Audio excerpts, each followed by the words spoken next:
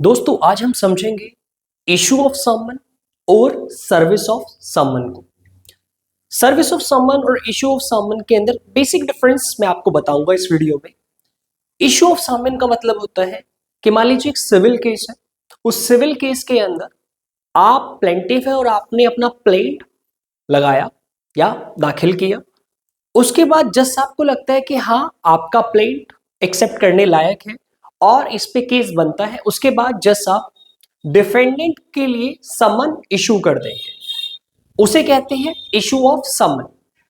But जब जज साहब समन को इशू कर देते हैं उसके बाद नेक्स्ट स्टेज आती है सर्विस ऑफ समन की। अब क्या होता है कि जो समन बन गए होते हैं, एक पेपर होता है, उस समन के साथ पूरी कॉपी जाती है प्लेंट की।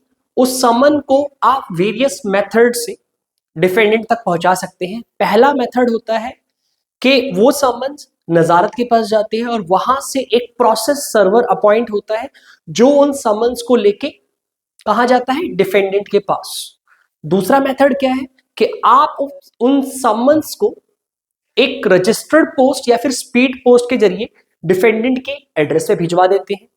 तीसरा मेथड क्या है, आप उन्हें इलेक्ट्रॉनिकली या फिर मेल से या फिर व्हाट्सएप के थ्रू डिफेंडेंट को आप पहुंचा देते हैं। अब तीसरी स्टेज समझिए, मान लीजिए समन सर्व हो गए यानी डिफेंडेंट पे प्रॉपरली पहुंच गए, तो डिफेंडेंट को नेक्स्ट डेट पे जब भी डेट होगी कोर्ट के अंदर आना होगा। मान लीजिए और केस उसके बाद एक्चुअली जब डिफेंडेंट आता है तो केस आगे प्रोसीड होता है। अब मान लीजिए समन सर्व नहीं हुए, उन सिचुएशन में क्या होता है, समन को दोबारा भेजा जाएगा, पहली सिचुएशन। सेकेंड सिचुएशन, अगर समन पे एड्रेस गलत है तो उसको एड्रेस को वेरिफिकेशन करके फिर दोबारा भेजा जाएगा।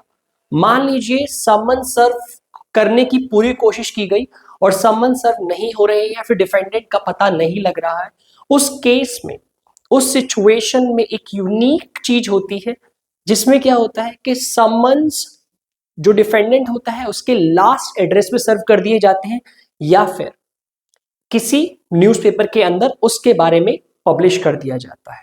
तो आई होप आपको इशू ऑफ समन्स और सर्विस ऑफ समन्स के बीच में डिफरेंस समझ में आया होगा। Thank you.